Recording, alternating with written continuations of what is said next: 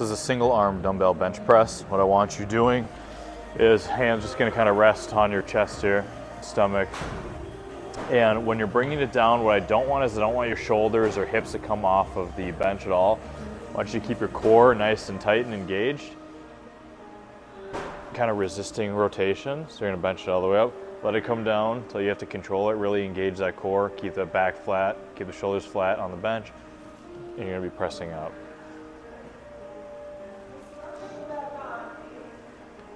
This is called a banded backswing. Just gonna take a band like this, put it under your lead leg, so it's under my left foot. I'm gonna get in a good golf posture position.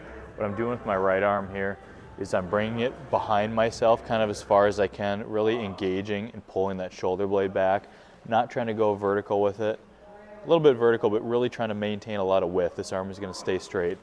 This other arm is gonna come and intercept the band. I'm gonna be pushing at a 45-degree angle away from my body. So from the side, it's gonna kind of look like this. So I'll show you from the front and from the side. So it's gonna be, this arm's gonna go nice and high and wide. This arm's gonna intercept. Pushing to a nice wide backswing. Nice and stable, good. Pushing out. Unwind. Really stable in the lower body from the side. What it's gonna look like here. Be in this position, nice and wide, pushing at a 45-degree angle. Feeling a good load in the lower body, as well as trying to maintain width with the upper body. This is a single leg glute bridge. You can use a barbell over the hips if you want to. You can use a dumbbell holding just on the hip as well. I'm showing you on a physio ball. You can also use a bench if you want to, or some sort of other elevated platform if you would like. But I like the physio ball because it adds another level of stability here. But we're gonna be single leg. So you're gonna be dropping the hip down, driving that left glute up, dropping the hip down, you have to control it, driving that hip up. So if you have a bar or a dumbbell, you have to add another layer of stability here, but really focusing on getting that good hinging pattern and isolating the single leg side. This is just a lat pull down. So I want your hands a little bit wider, not super wide, but I want big chest, pulling your elbows down towards your hips, really engaging those lat muscles, get a good stretch out of there, pulling it all the way down. If you have the ability to do single arm by just adding an attachment, you can go ahead and also kind of alternate. If you want to do double arm one day and alternate, do like a single arm a different day, that's totally fine with me. So this is called a kettlebell wall airplane. Basically what we're gonna be doing is we're gonna be using the hips on this one. So you're gonna step forward a little bit, 1 foot on the wall, 1 foot on the ground. What you're gonna be doing is you're gonna be mobilizing this hip. This arm's gonna stay nice and straight. You're gonna internally rotate. So this hip is gonna kind of kick out a little bit. And what you're gonna do is you're gonna externally rotate the hip, really opening it up. I'll move this out of the way so you can kind of see what it looks like. Okay, so I'm internally rotating here. I'm going to drive this hip open and externally rotate. So it's just going to hang freely in here. It's not about rowing, not so much about moving the torso, but you're really isolating and mobilizing that hip. And you'll do both sides. This is a single leg dumbbell or kettlebell RDL plus a press overhead. So what you're going to start with is opposite hand, opposite leg, single leg balance. You're going to be starting with a kettlebell RDL. From that position, you're going to be pushing this hip forward to a high stand position, pressing overhead nice and tall. Then from this position, you're going to unwind it, go right back down into that RDL, stabilize, drive that hip forward.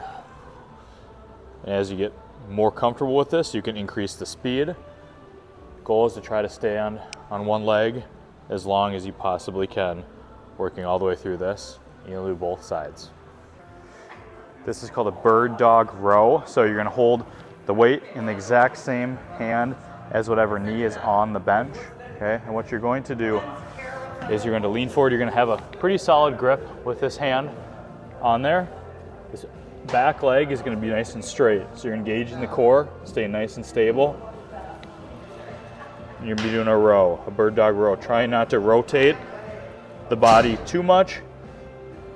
Really engaging the core and maintaining posture here as you go through, and then you'll do the opposite side as well. So this is an anti-rotation press with that TRX rip trainer.